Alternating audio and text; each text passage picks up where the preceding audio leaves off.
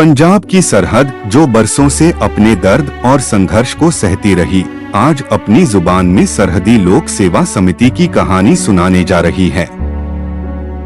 एक ऐसी कहानी जिसमें अपनों से जुदाई, कठिनाइयों का सामना और दिलों में उम्मीद का बलिदान छुपा है। यह सिर्फ मिट्टी की लकीर नहीं, यह हमारे देश की आत्मा है जो हमसे जुड़ने और उसकी रक्षा में भागीदार बनने का आह्वान कर रही है। यह कहानी सिर्फ शब्दों में नहीं, दिलों में गूंजेगी। तो आइए सुनिए, देखिए सरहदी लोक सेवा समिति की कहानी, पंजाब की सरहद की जुबानी।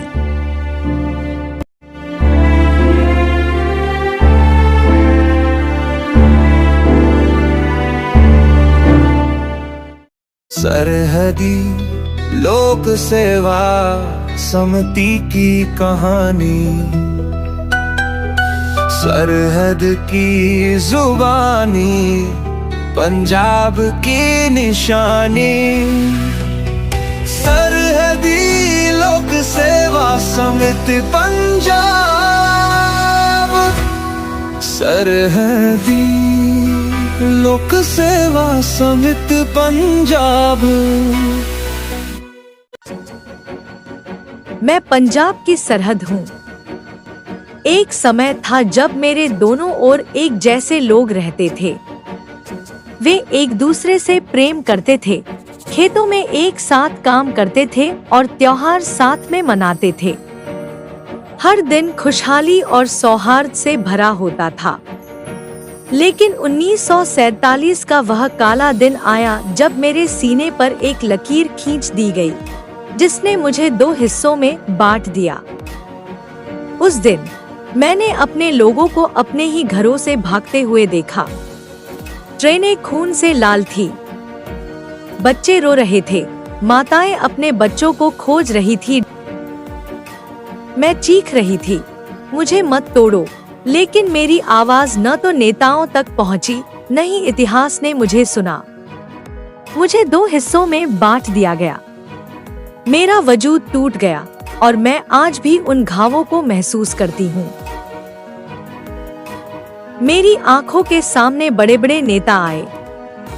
नेहरू ने कहा, हमने आजादी पाई है, यह हर भारतीय के लिए है।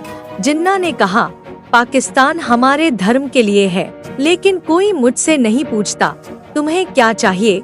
मैं केवल एक शांत, समृद्ध भूमि चाहती थी, जहां मेरे लोग खुश रह सके। फैसले हुए, सीमाएं खींची गई, लेकिन मेरी आत्मा इन सबके बीच बिखर गई। मैं सिर्फ सोचती रही, क्या यह आजादी थी या मेरे टुकड़े? पंजाब विभाजन के बाद देश की खड़ग बुझा के रूप में सामने आया, जिसने न केवल भारत की सीमाओं को नया रूप दिया बल्कि इसकी भौगोलिक और सांस्कृतिक पहचान को भी परिवर्तित किया।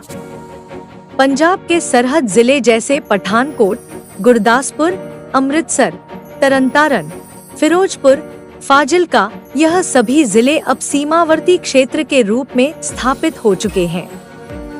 पठानकोट मेरे उत्तर का प्रहरी, हिमालय की छाया में बसा, जहां नदियां बहती हैं। गुरदासपुर रावी की गोद में बसा, इतिहास और संस्कृति का प्रतीक। अमृतसर स्वर्ण मंदिर की चमक और वाघा सीमा की शान। तरनतारन धार्मिक गुरुद्वारों का घर, जिसकी मिट्टी में भक्ति की सुगंध है। फिरोजपुर क्रांतिकारियों की धरती, जिसने मुझे गर्व दिया। फाजिल्का सतलुज के किनारे, जहां हर सुबह नई उम्मीद लेकर आती है। इन जिलों की सुंदरता और भौगोलिक पहचान मेरे गौरव का हिस्सा है।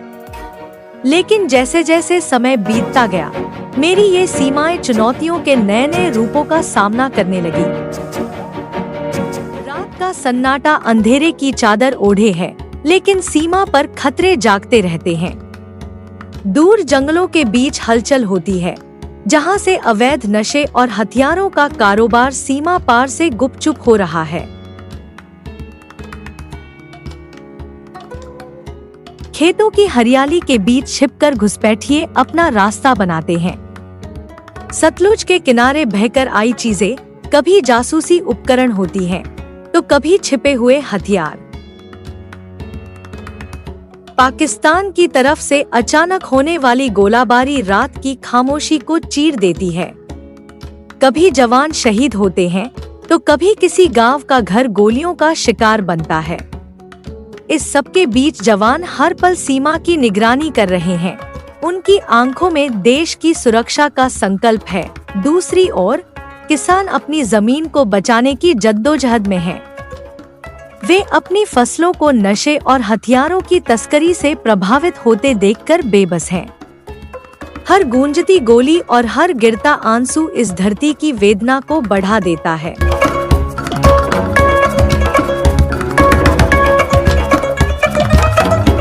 मेरे किनारे बसे गांवों में अब भी वही लोग रहते हैं जो मेरे दर्द को समझते हैं, लेकिन उनके पास शिक्षा की सुविधाएं नहीं है। स्कूल हैं, पर शिक्षक नहीं। स्वास्थ्य सेवाएं भी अधूरी हैं। अस्पताल हैं, पर डॉक्टर नहीं।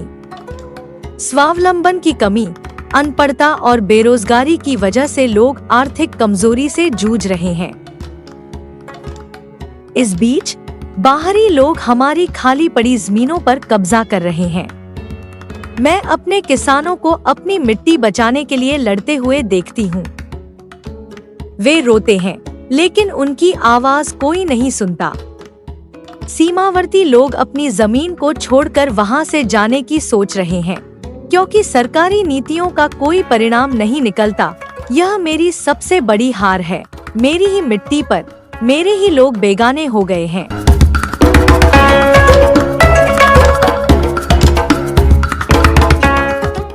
मैं सरहद हूँ और सालों से यहाँ खड़ी हर हलचल की गवाह हूँ। मैंने बम धमाकों की आवाजें सुनी हैं, वीर सैनिकों के बलिदान देखे हैं और मेरे अपनों का दर्द महसूस किया है। लेकिन आज कुछ अलग है। मैंने देखा कुछ देशभक्त स्वयंसेवक मेरे पास जुटे हैं। उनके चेहरे पर चिंता है, लेकिन उनके इरादे मजबूत हैं।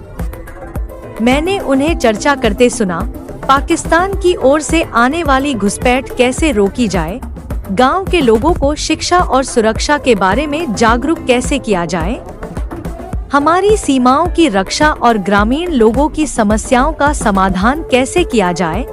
वे मेरी सुरक्षा और अपने गांव की भलाई के लिए चिंतन कर रहे थे। उनमें देशभक्ति का जज्बा साफ झलक रहा था।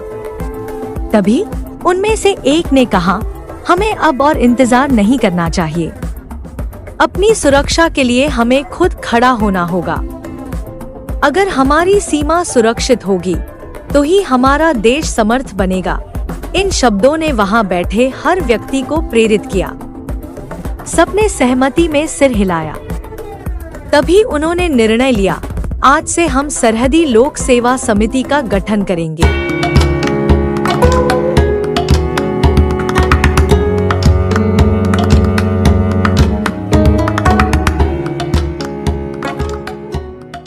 यह समिति हमारी सीमाओं की निगरानी करेगी, गांव के लोगों को संगठित करेगी और हर समस्या का समाधान तलाशेगी।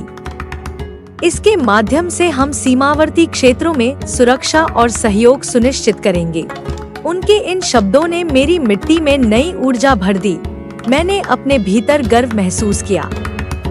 आज मैं देख रही हूँ कि मेरे अपने लोग मेरे लिए खड़े हो रहे हैं। उनके इस संकल्प ने मुझे एक नई उम्मीद दी है कि मेरी सीमाएं अब पहले से अधिक सुरक्षित और मजबूत होंगी।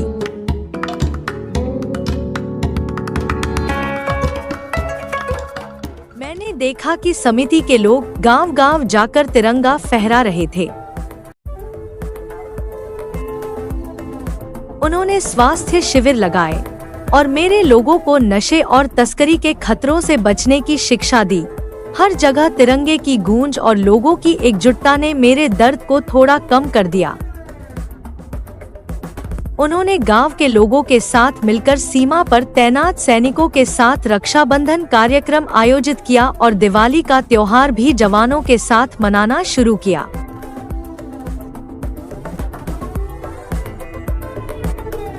इसके साथ ही गांव में मेडिकल चेकअप कैंप और रक्तदान शिविर लगाए गए, जहां लोगों ने बढ़ चढ़कर हिस्सा लिया।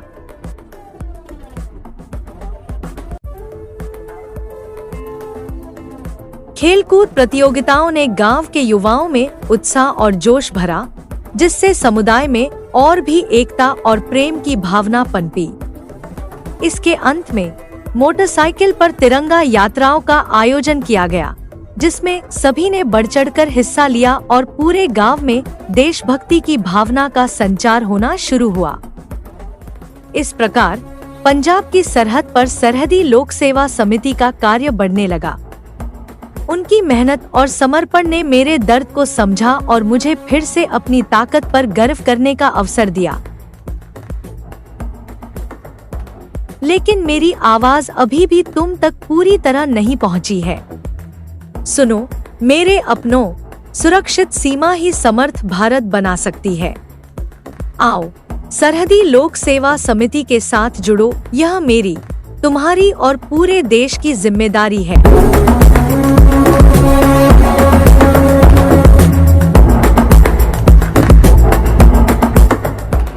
आपने अभी सरहदी लोक सेवा समिति की प्रेरणादायक कहानी एक फिल्म के रूप में सुनी।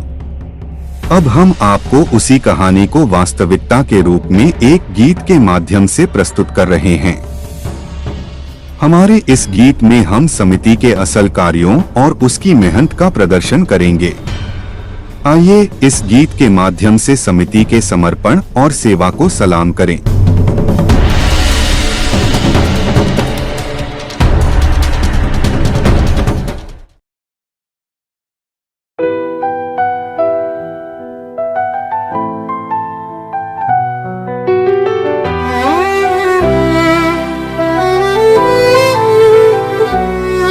जब देश की मिट्टी ने हमसे आवाज लगाई, हर दिल में एक लौ जली, हर सीमा पर रक्षा की बात छाई। सरहदी लोक सेवा समिति ने हाथ बढ़ाया, सीमा के प्रहरी के साथ नया इतिहास बनाया। संघर्षों में जोश था, सेवा में था विश्वास, हर कर में बसा था भारत का खास। आओ तो जानो ये दिल हमारा है, मातृभूमि के लिए समर्पण ही हमारा सहारा है।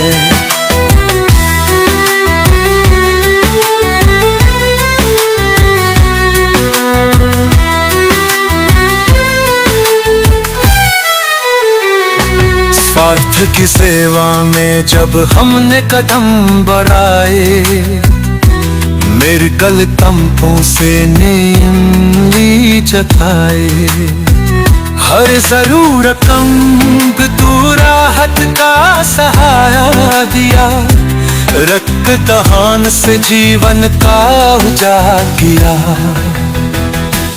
आपदा हो या महामारी हम डरे नहीं, सरहद पर सेवा कभी वक्त हमने दुश्मने न दिया।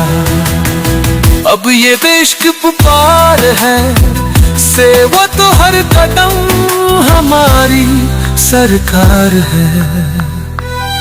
दीप जले जब सीमाओं पर त्योहार की रौनक छाई, हमने घर जैसा माहौल हर जवान को दिलाई।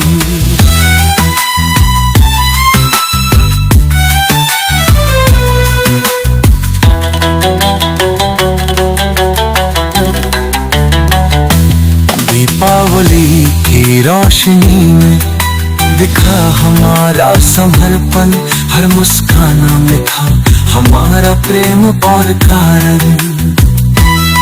लाठी में बंधा प्रेम और समर्पण का धागा, सीमा की रक्षा का हर दिल ने उठाया भार। सरहदी लोक सेवा समिति ने प्रेम का पुल बनाया, हर जवान इसे अपने काकत में सजाया।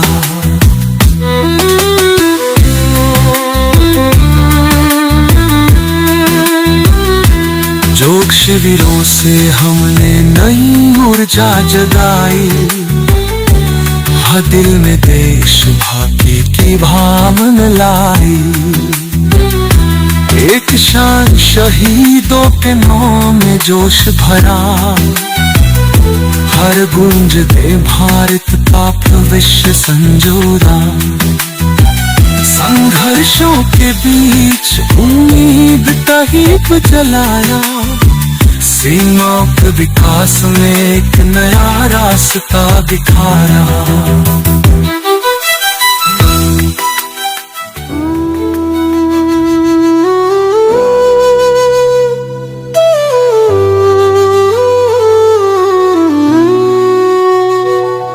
जब देश की मिट्टी ने हमसे आवाज लगाई, हर दिल में एक लौ जली, हर सीमा पर रक्षा के बात छाई। सरहदे लोक सेवा समिति ने हाथ बढ़ाया, सीमा के प्रहरी के साथ नया इतिहास बनाया।